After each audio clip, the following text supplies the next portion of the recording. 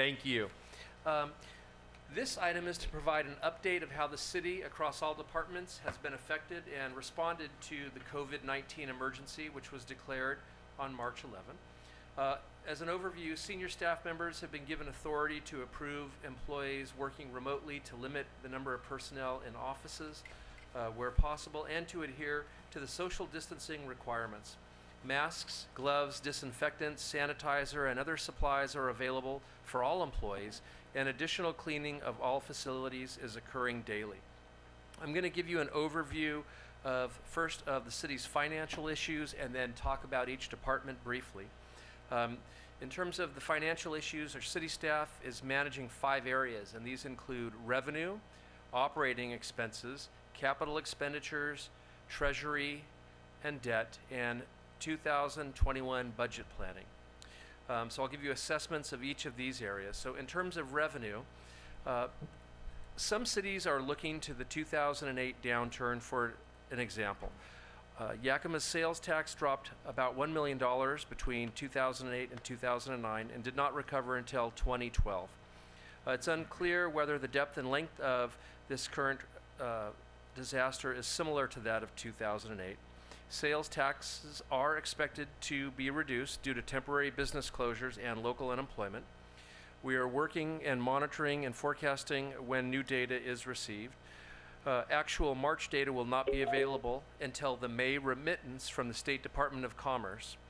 The State Department of Commerce has reported a downturn of 8.7% nationally for March, which suggests approximately a $200,000 in reduction for that month. Property taxes are not expected to decline. For comparison purposes, property tax revenues actually increased about $500,000 between 2008 and 2009. The county assessor's certified valuation in September is what will determine the 2021 city tax levy and will be explored as required in the 2021 budget process. Utility taxes and franchise fees are being monitored similarly. Lodging tax is expected to take a reduction. Hotels are reporting between 10 and 25% occupancy. In terms of operating expenses, all city departments are evaluating the COVID requirements to deliver existing services, and in addition to new service expenses such as supplies, gloves, masks, and expanded vehicle use and other office considerations. They're also maintaining staff safety and health has been within the budget. Employee illness requiring quarantine may require additional overtime shifts to backfill for service delivery. And while public safety immediately comes to mind, this also could affect staff working in other departments such as streets, transit, water, refuse, wastewater, and administrative functions. In terms of capital expenditures, the city's fleet is aging and further deferrals aren't really an option as the city course corrects. Infrastructure operations and maintenance is a regular and recurring expense, and both of these issues were previously addressed in the 2020 budget process and become increasingly a priority in the 2021 budget. In terms of treasury and debt, the city has excellent liquidity already in place, and this is evidence in your quarterly treasury reports. In process of refinancing debts to lower rates and payments in conjunction with the convention center expansion debt issue. In terms of the 2021 budget, your staff is aware that a decision package methodology will be required to incorporate comprehensive prioritization.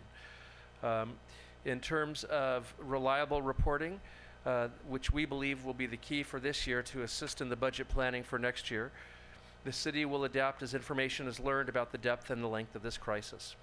Now I'll give you a brief overview of the operations in the departments. In terms of the police department, all services are available. Online reporting is being utilized to lower interpersonnel exposure during crime reporting for low-level incidents. All employees are now required to wear masks when they're out of the workspace, within the YPD, or out of the side of their vehicle. Clerical staff and detectives are working on their cases remotely, and they respond to crime scenes as required. In terms of the fire department, the department has developed infection prevention recommendations, which have been posted on the city's website for the employees. The department has also arranged potential quarantine quarters to house staff who may potentially test positive for exposure. The code division is working an alternative work schedule. All fire department members are wearing face masks in the stations except when eating and sleeping. Stations are closed to the public for any non-essential businesses. The deputy chief is representing the city as a liaison at the county's Emergency Operations Center, and modified dispatch and response protocols have been implemented to minimize exposure. In terms of the Public Works Administration, this department continues to monitor the revenue for the Clean City program.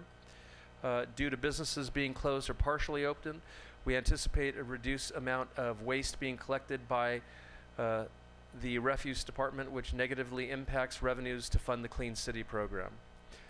In terms of the streets, your street division continues to operate as normal. In terms of refuse, as I mentioned, there's a heavier volume of trash due to individuals staying home, so there will be an increase in landfill tipping fees.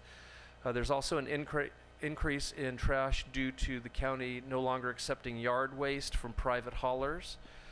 So our departments are working with residents to bag all garbage and request extra carts as necessary to allow staff to safely and efficiently remove trash by carts only. Your water and wastewater departments continue to operate as normal. In the area of transit, plexiglass doors have been ordered and will be installed on all buses. Bus routes continue to operate as normal. Dial-a-ride service continues to operate as normal. And the Yakima-Ellensburg commuter service continues to run for now.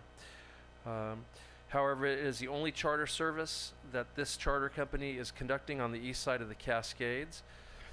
Approximately 20 riders are serviced for each day, and they will begin using smaller buses instead of the standard side buses in order to save money due to a significant drop in that ridership. Engineering division continues to operate as normal. In terms of your parks, People for People is providing meals to seniors at the Harmon Center and at the Henry Beauchamp Community Center. The Henry Beauchamp Community Center provides frozen meal pickups on Friday from 10 to 12. United First is not a location for pickup at this time. The other pickup location in Yakima is the Salvation Army on Thursdays from 10 to 12. In addition, all parks, recreational facilities for active recreation have been closed, including dog park, tennis, and pickleball courts. However, parks are open for passive recreation. In terms of equipment rental and building maintenance, the equipment rental continues to work overtime to install the doors on the transit buses, and building maintenance is spending extra time and resources in cleaning and sanitizing work areas on a daily basis. In terms of community development, employees are working alternate shifts or are working remotely. Of course, staff members are available and answer all phone calls and emails, and they're available to meet with individuals by appointment. We continue to process land use permits and applications within the guidelines of the state rules, and the graffiti paint out is still occurring. In terms of our human resources department, schedules have been adjusted to limit the number of people in the office. Temporary telecommunication policy and agreement has been implemented, and approximately 130 employees have been authorized to work from home in some capacity.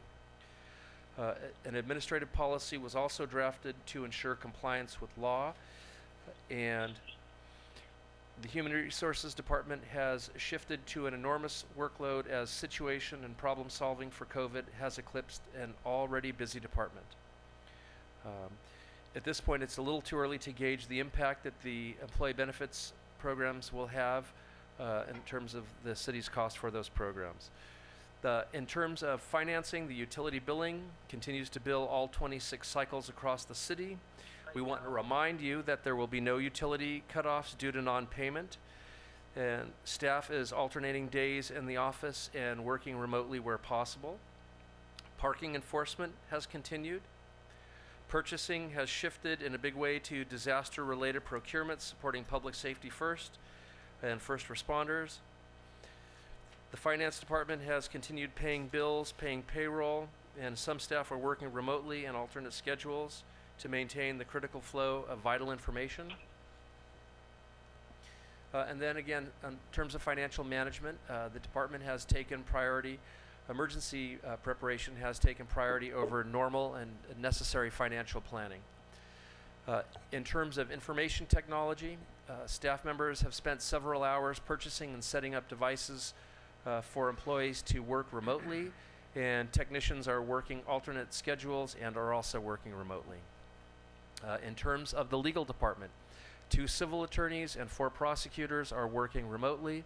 Prosecutors are shifting the days in and days out of the office to cover the court calendars without any issues of service. Prosecutors are still available to telephonically meet with victims and witnesses. Legal assistants are working 4 10-hour days per week, alternating so there's always staff available in the office. And this is only permitted during the period of emergency. In terms of the airport and the various governmental entities, the Yakima Air Terminal, McAllister Field's passenger activities have declined.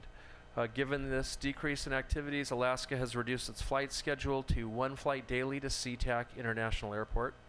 Although the airport remains open, staff continues to maintain the facility. The main terminal building hours of operation have been reduced in reduction to business activity. Staff members have been proactive to minimize potential for contracting the virus by exercising social distancing, alternating schedules, and working remotely. Construction in and around the airport has been put on hold in accordance with the governor's order. However, in the event the order is extended, the airport is slated to conduct a $1.2 million rehabilitation on the primary runway. Unfortunately, the timing of this project must remain on schedule in order to minimize additional impacts to the aviation industry. Airport staff continues to monitor the Corona Aid, Relief, and Economic Security Act to determine funding operations for both capital improvement projects and the city's operation budget. And staff is monitoring other industry trends and activities to assist our tenants with their daily operations. In terms of the city clerk's office, staff members are alternating days in the office to preserve the workforce. Phones are forwarded and staff members are not in the office to ensure someone is always available to answer public inquiries. Public records requests are being delayed and extension notices are being sent in compliance with the governor's orders. And then in terms of our communication division, staff members are alternately working different days in the office to limit the number of people, and a few are working remotely. We continue to liaison with the health district to record twice weekly updates. We've created a web page dedicated to the coronavirus, and we continue to provide council updates, governor news conferences, and other PPE and precautionary measures for residents through the social media platforms. This concludes my overview of the COVID-19 update.